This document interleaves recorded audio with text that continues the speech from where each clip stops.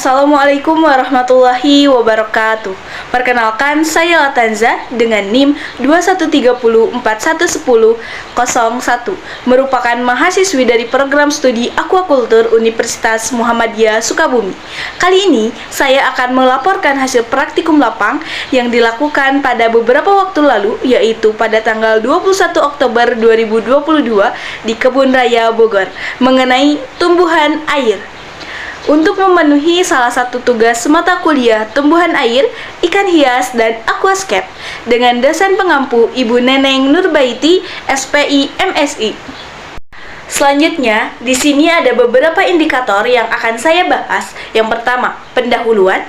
Yang kedua, mengenai tumbuhan air atau jenis tumbuhan air. Yang ketiga, contoh dari tumbuhan air. Yang keempat, nilai ekologis dan ekonomis dari tumbuhan air. Sebelum kita memasuki pembahasan atau pelaporan-laporan praktikum yang akan saya paparkan, mari kita simak terlebih dahulu. Apa sih tumbuhan air?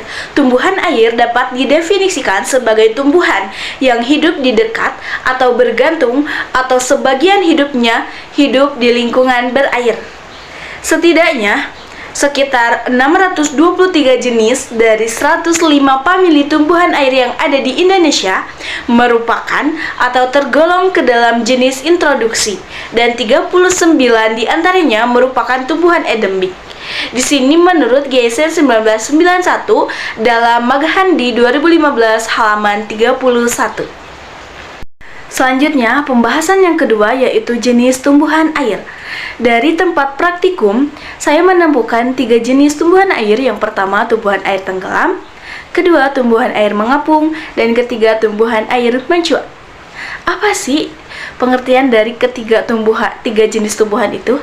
Yang pertama, tumbuhan air tenggelam merupakan tumbuhan air dengan keseluruhan bagian hidupnya di dalam air.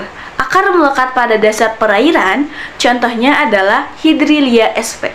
Tumbuhan air tenggelam yang akar terlepas dari tanah, contohnya adalah Utricularia sp. Tumbuhan tenggelam yang tumbuh di bawah permukaan air merupakan tumbuhan yang berada dan hidup di bawah permukaan air tanpa berhubungan langsung dengan atmosfer. Hasil praktikum yang saya lakukan, saya menemukan tumbuhan air yang tergolong ke dalam tumbuhan air tenggelam, yaitu Hydrilia sp. Selanjutnya adalah tumbuhan air mengapung. Tumbuhan air mengapung merupakan tumbuhan yang terapung di permukaan air atau sedikit di bawah permukaan air, dan tubuhnya berhubungan langsung dengan air dan lingkungan atmosfer, dengan akar tumbuhan yang tidak terbenam atau mengakar di tanah. Contohnya adalah Eucornia crassipes. Nah, hasil praktikum yang saya lakukan beberapa minggu lalu, saya menemukan tumbuhan air yang tergolong ke dalam tumbuhan air mengapung. Yang pertama adalah Amazon frogbit atau Limnobium leavigatum. Yang kedua, teratai raksasa atau Victoria amazonica. Yang ketiga, eceng Monohoria hastata. Yang keempat, teratai atau Nymphaea. Selanjutnya adalah tumbuhan air mencuat. Tumbuhan air mencuat merupakan tumbuhan air yang muncul di atas permukaan air dengan batang-batang serta akar-akar melekat di dasar perairan. Tumbuhan air mencuat yaitu tumbuhan yang hidup pada tanah jenuh air atau dasar yang tergenang air. Hasil praktikum yang saya lakukan beberapa minggu lalu, saya menemukan tumbuhan air yang tergolong ke dalam tumbuhan air mencuat. Mohon maaf. Yaitu ada padi atau Origia sativa, wiling laut Cyperus malayensis lam. Terus ada papirus atau Cyperus papyrus, ada tumbuhan lembak atau Typha angustifolia, ada bakong rimba atau Hangguana malaya, ada Lasia atau Lasia spinosa, ada paku ekor kuda atau Equisetum, ada parun danau atau Lepironia articulata. Itulah beberapa tumbuhan yang saya temukan di tempat praktikum, yaitu di Aquatic Zone di Kebun Raya Bogor. Selanjutnya adalah pembahasan yang ketiga adalah contoh tumbuhan air yang saya temukan di tempat praktikum. Berikut beberapa dokumentasi yang dapat saya dokumentasikan dari kegiatan praktikum. Selamat menyaksikan.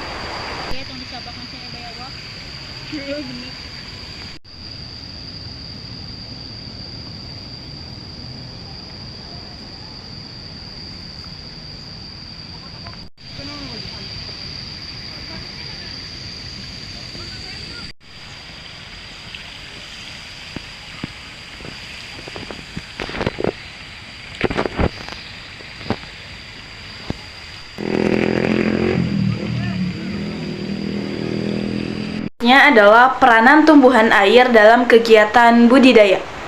Manfaat tumbuhan air antara lain sebagai aerator perairan melalui proses fotosintesis. Pada keadaan air besar, sebagian dari tumbuhan air di lahan lebak kumpai atau rawang terapung menggerombol seperti pulau.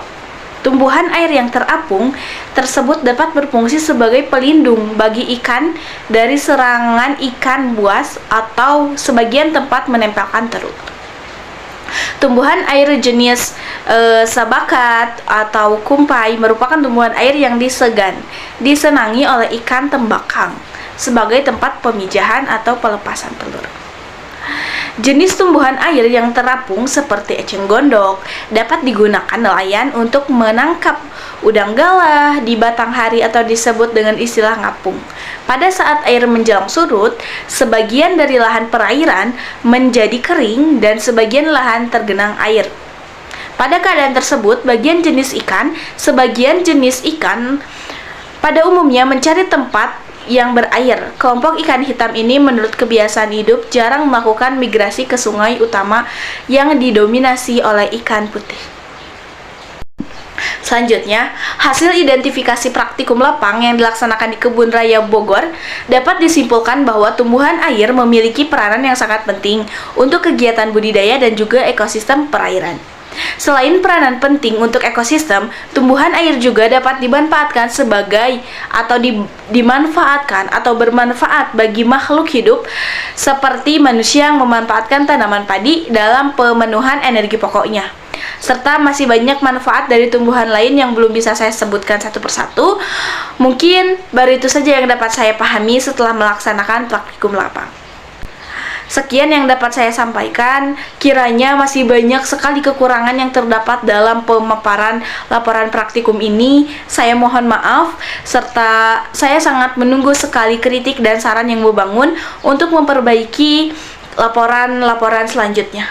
Terima kasih. Wassalamualaikum warahmatullahi wabarakatuh.